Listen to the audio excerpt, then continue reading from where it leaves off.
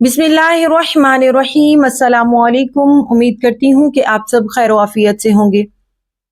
मेरा आज का टॉपिक है दूसरों की नज़र में बाइज़्ज़त बनने का तरीका।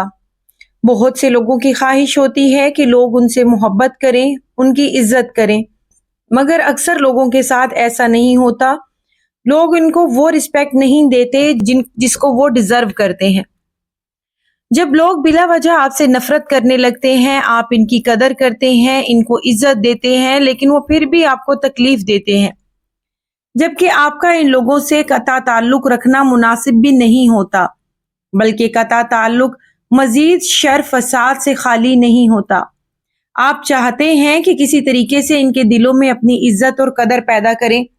मसलन बहू और ससुराल के आपस में मसाइल हों, या फर्मा बरदार औलाद और वालदैन के आपस के मसाइल हों, या बीवी का शौहर को इज्जत देना और शौहर बीवी पर तवज्जो ना देना, या भाई बहनों के आपस के ऐसे मसाइल, या दोस्तों का दोस्तों के साथ इस तरह के मसाइल पेश आना, ऑफिस में ऑफिसर और मुलाजिम का आपस के ऐसे कि दूसरा आपको तवज्जो ना दे, आपको इज्जत ना दे।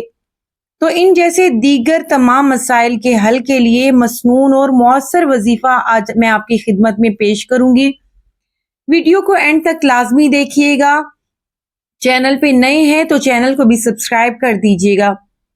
इस वजीफे की तरतीब कुछ यूं होगी कि अपने मसले के हल को जहन में लाते हुए अल्लाह ताला से मदद और इल्तिजा दरख्वास्त की सूरत में नमाज फजर के वक़्त तवज्जो से 100 मरतबा ये 3 आयात पढ़ ले।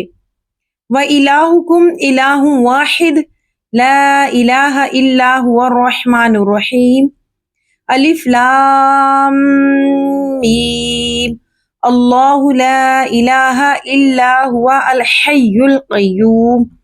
और फिर 1 मरतबा दुरूद इब्राहिमी पढ़कर दोबारा अपने मसले के हल को जहन में लाते हुए अल्लाह ताला से मदद और इल्तिजा दरख्वास्त की सूरत में ये दुआ 21 मरतबा पढ़ लें।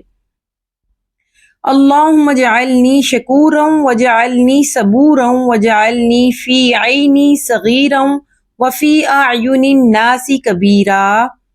फिर आखिर में फिर 1 मरतबा दुरूद इब्राहिमी पढ़कर दिल से अपनी हाजत की दुआ मांगे, जिससे आपको तकलीफ पहुंच रही हो, इनके दिल में इज्जत और कदर पैदा करने की दुआ मांगे।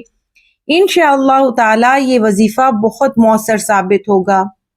नोट: यहाँ वजीफा की जो तरतीब बतलाई गई है वो बुजुर्गाने दीन से मनकूल है।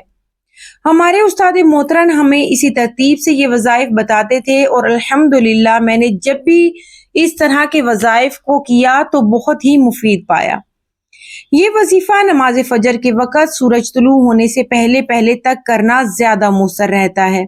नंबर 3, ये वज़ाइफ पाकी और नापाकी दोनों सूरतों में जायज है, लेकिन पाकी की हालत में बावजू होकर करना बेहतर और ज्यादा मौसर होता है। नंबर 4, आप ये वजीफा किसी और मुसलमान भाई या बहन को भी बता सकते हैं, लेकिन सिर्फ जायज मकासद के लिए। अगर नाजायज मकासद के लिए बताएंगे तो नुकसान के जिम्मेदार आप खुद होंगे, और इस वजीफे की इजाजत भी इस सूरत में नहीं होगी। आप सब के लिए ढेर सारी दुआएं।